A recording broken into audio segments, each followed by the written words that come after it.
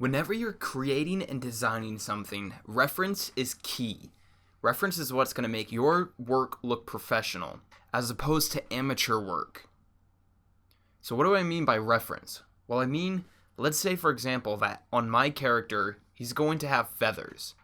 Now, rather than just drawing what I think a feather looks like, I'm going to actually look up images of feathers and use those as references when I'm drawing my character. I'll also, like I said, usually do a bunch of drawings of the types of things that'll be used in my design so that I can get used to drawing those types of objects. So what I'll usually do is I'll get some images offline and I'll bring them into Photoshop, and then right next to them I'm just going to copy them by drawing them. This way I get a really good understanding of what a feather looks like and how it works. The way I get an image into Photoshop is by right-clicking on the image, I copy the image, then I come back into Photoshop, and then going Control V, which is paste, and on a Mac it's going to be Command V. Then I'm going to shrink down my image by going Control T or Command T on a Mac, and then you're going to grab the corner and shrink him down. Whoops. Hold down Shift while you do this. That way it keeps the image in proportion. That's good. Now the reason why I have a raccoon here is because I think I'm going to have some fur on my character also. And so I want to study what fur looks like and try drawing it. So let's start with a feather. So I'm going to go ahead and zoom in here. And what I want to do is I just want to copy this feather right here and try to recreate it and maybe make it look a little bit better. But I want to recreate that feather so that way when I'm drawing my feathers, I know that this is actually what a feather looks like. So that way I can distort it or change it and make it look more to my style, but it'll still look like a feather because I know the components that make up a feather. So I'm just going to grab a brush, shrink my brush size down. Now, this doesn't really matter what kind of brush you use. Also, if you don't have a drawing tablet, you can definitely do this with paper and pencil.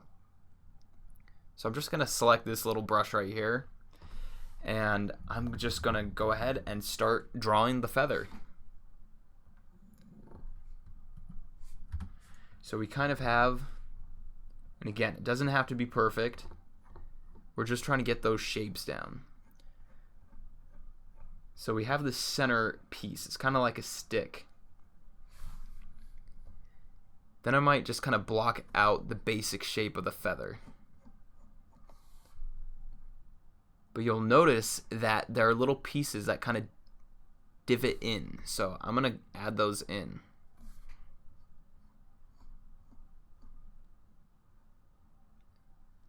Sometimes we get these little curly things that come out.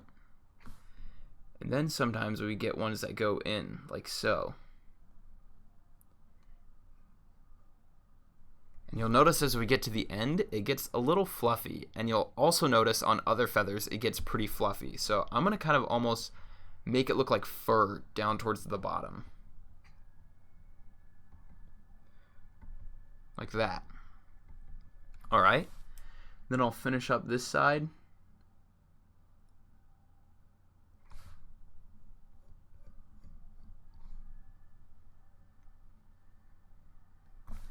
Then I'm going to bring this piece out a little bit more.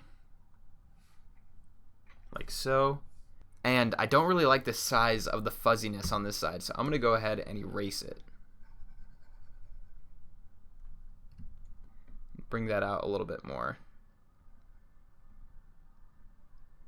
Okay. So now, if we have a look at the feather, you'll also see there's kind of lines going like this. Because with a feather, each piece of the feather is an individual little strand with other little pieces sticking off of it that make it stick together, kind of like Velcro. And so we want to add that in there. Now with this, I'm just kind of suggesting the lines and where they're going. Again, remember, this doesn't have to be perfect. This isn't a final piece of artwork. This is just for you and your knowledge. Alright, let's move on to the fur.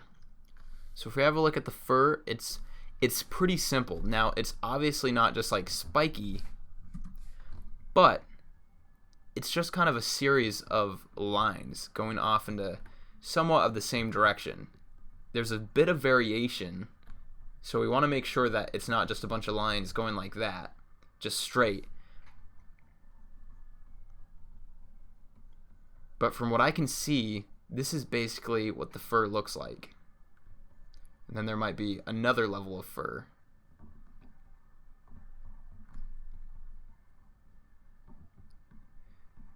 Now, drawing fur isn't like painting fur. They're kind of two different processes.